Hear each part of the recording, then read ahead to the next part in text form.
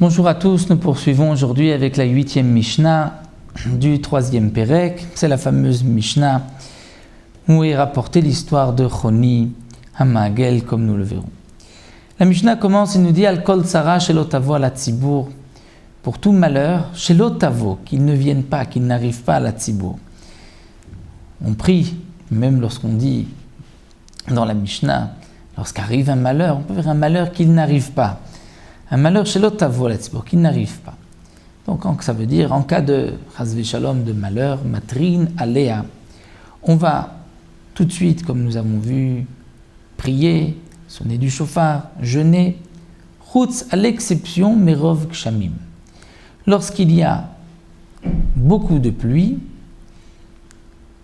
il y a trop de pluie, là on ne doit pas prier pour demander que la pluie s'arrête.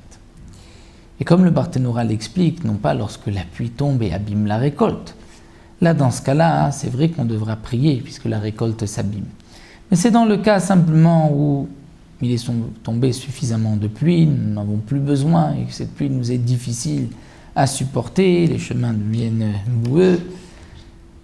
Dans ce cas-là, on ne pourra pas prier pour que la pluie s'arrête. La Mishnah nous rapporte Maaseh. C'était le cas Shamru lo lechoni amagel, où on avait dit Achoni amagel. Maagel, c'est un rond, un cercle, puisque comme nous allons voir dans l'histoire, il avait dessiné un cercle autour de lui, donc c'est pour cela qu'il avait ce surnom Choni amagel. Donc Choni, on lui a demandé, on lui a dit Itpalel shierduk shamim, prie pour que la pluie tombe. Amar lahem, il leur a dit Tseu, sortez, vachnisu tanure psachim, et rentrer les fours du Korban Pessah, qui étaient en terre cuite, en boue, et qui pouvaient se déplacer, mais qui, avec la pluie, risquaient de s'abîmer. Bishvil shelo yimoku, afin qu'ils ne s'abîment pas par la pluie. Donc il était sûr que la pluie allait tomber, au point qu'il a dit au Bnei Israël, vite, rentrez les fours qui sont en terre cuite, qui sont en argile, en boue et qui risquent de s'abîmer. Maintenant, les fours sont encore secs, vous pouvez les rentrer. Itpalel, et il a prié, velo yarduk shamim. Mais les pluies ne sont pas tombées. Et comme le Mefarshim nous rapporte ici, de cette manière, il a été puni ici, puisqu'il était sûr que la pluie allait tomber par sa prière. Donc, Akadosh Baruch Hu a voulu lui montrer que ce n'était pas si simple et si sûr. Mais à ça, qu'a-t-il fait?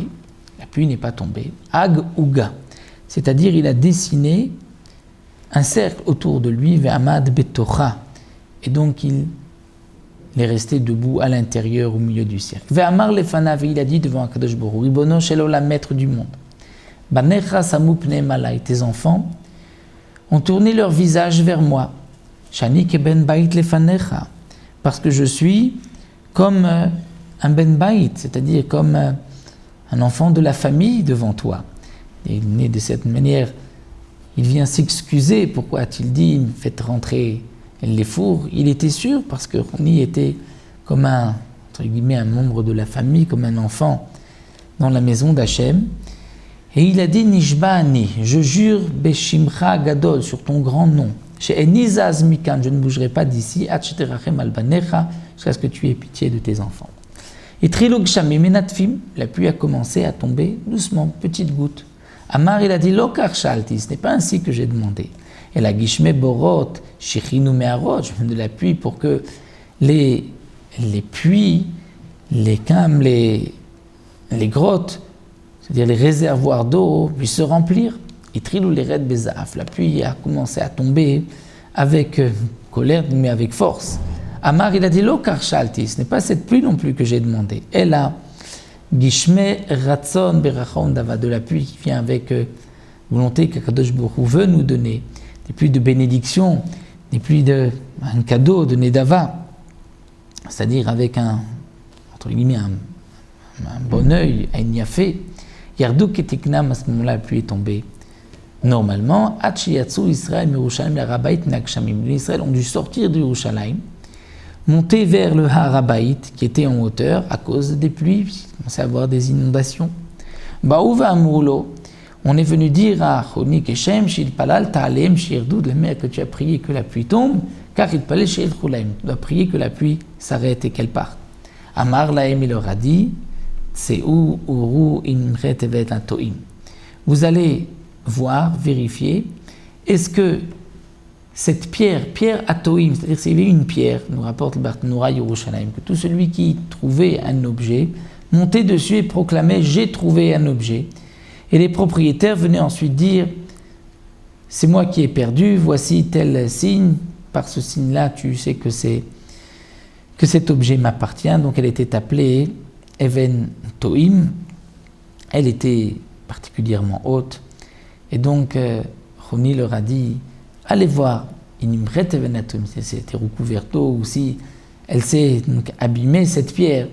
Et d'une certaine manière, il a voulu leur dire « je ne vais pas prier pour que la pluie s'arrête, allez voir si cette pierre est complètement recouverte d'eau. »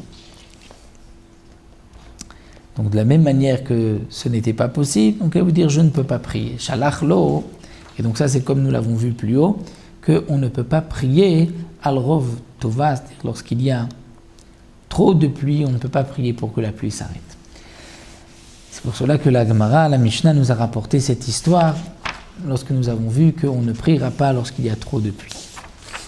Et la Mishnah termine, Shalach lo Shimon ben Shattar, qui était le Av Beddin de l'époque, a envoyé à Choni le message suivant. Il lui a dit, il m'allait Choni ata, si ce n'est que toi tu es Choni, donc un grand homme, un Talmid Chacham, Gozran Yalech Hanidou, j'aurais dû t'excommunier.